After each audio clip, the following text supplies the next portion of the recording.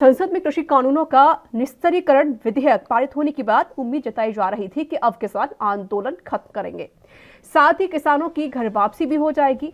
जाम से परेशान आम आदमी भी चाहती है कि अब किसान आंदोलन को खत्म कर दें। वहीं भारतीय किसान यूनियन के राष्ट्रीय प्रवक्ता राकेश टिकैत ने मंगलवार को कहा कि किसानों की घर वापसी की अफवाहें फैलाई जा रही हैं। एमएसपी और किसानों पर मुकदमा वापस लिए बिना कोई भी किसान यहां से नहीं जाएगा। उन्होंने कहा कि 4 दिसंबर को हमारी बैठक है।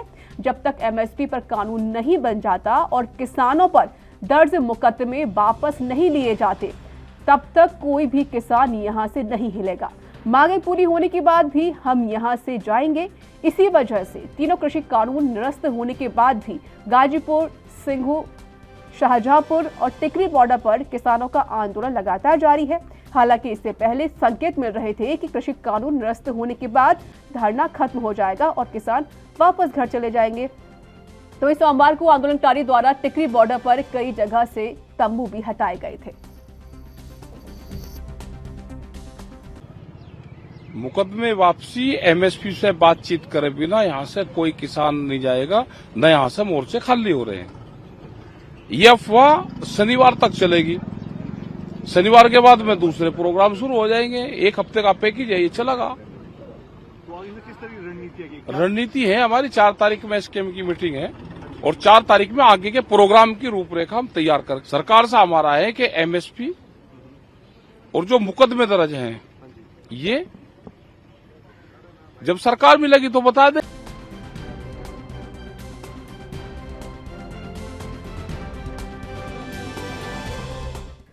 और मेरे साथ जुड़ चुके हैं पॉलिटिकल एक्सपर्ट हैं अंकित शर्मा। अंकित जी, स्वागत है आपको एनबी न्यूज में। नमस्कार मैडम जी, अंकित अरोड़ा बोल रहा हूँ मैं जी। सर माफी चाहती हूँ, अंकित अरोड़ा जी मेरे साथ जुड़ चुके हैं। अंकित जी, देखिए जिस तरीके से बॉर्डर्स पे किसान लगातार डटे हुए हैं, भले ही यहाँ पर कृषि कानून को वापस लेने का ऐलान भी कर दिया और पार्लियामेंट पे बिल भी पास हो गया, लेकिन जो किसान है वो नहीं मान रहे हैं। किस तरीके से आप देखते हैं कि किसानों की और जो अन्य मांगे हैं वो पूरी होने पर वो कहीं ना कहीं कह रहे हैं कि हम तभी वापस जाएंगे जब हमारी सारी मांगे पूरी हो जाएंगी। तो क्या हम ये मान सकते हैं किसान जिस तरीके से डटे हुए बॉर्डर पर, वो चाहते हैं कि आने वाले जो चुनाव है इसके मद्देनजर रखते हुए कहीं ना कहीं बीजेपी को एक हार का सामना करना पड़ जाए, साथ ही साथ एक तरीके से उनकी भी जीत हो जाए? मैम, मैं आपके पैनल से एक विचार रखना चाहूंगा और विचार रखते हुए मुझे बड़ा शोध है, ये दुर्भाग्यपूर्ण बात है कि विरोध करना अब एक नया औजार बन चुका है राजनीति के लिए।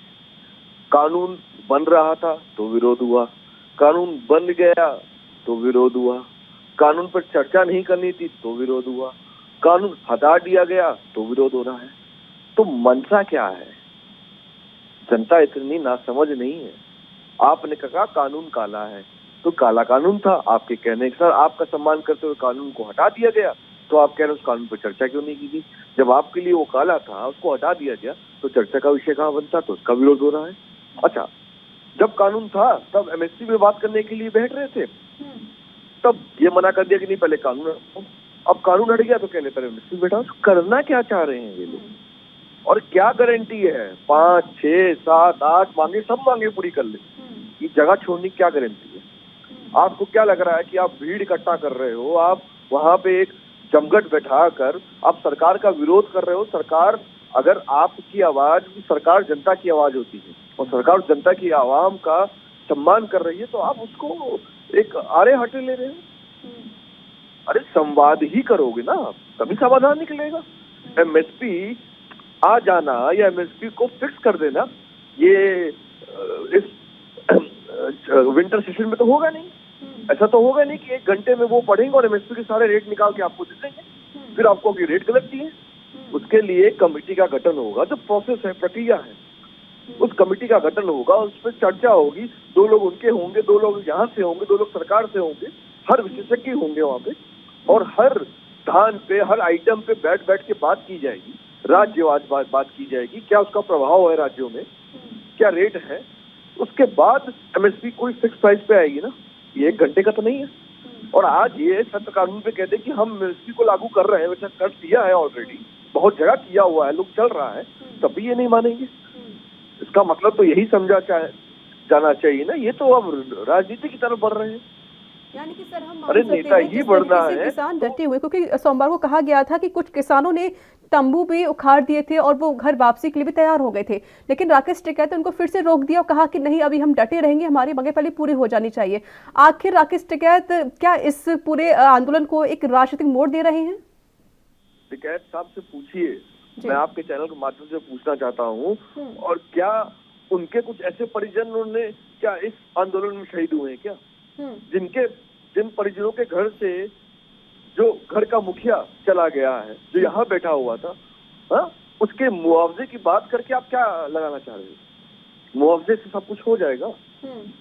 आपको समझ नहीं थी कि ठीक है, कानून कोई चीज मैम जब बनती है तो उसमें गलतियां होती हैं, मानता हूं मैं, बट वो पूरा ही गलत होता है ये नहीं मान सकता मैं। किसी अरे गहरे पर्सन ने नहीं बनाया था कानून। कानून बनाया गया, सोच समझ के बनाया गया है। सारे राज्यों ने उस पर हामी भरी थी, ठीक है, हट गया। माननीय मोदी जी का कहना है तपस्या में कमी थी, हट गया, कोई बात नहीं। बट आपको भी तो हम्बल होना पड़ेगा। अगर सरकार एक कदम आगे बढ़कर आई है तो आपको भी तो आना पड़ेगा। सही कहा सर आपने, जब सरकार एक कदम आगे बढ़ सकती है तो किसानों को भी सोचना पड़ेगा और उनको भी इस बात को मानना पड़ेगा। बहुत बहुत शुक्रिया सर हमारे साथ जुड़ने के लिए, पूरा अपना समय देने के लिए।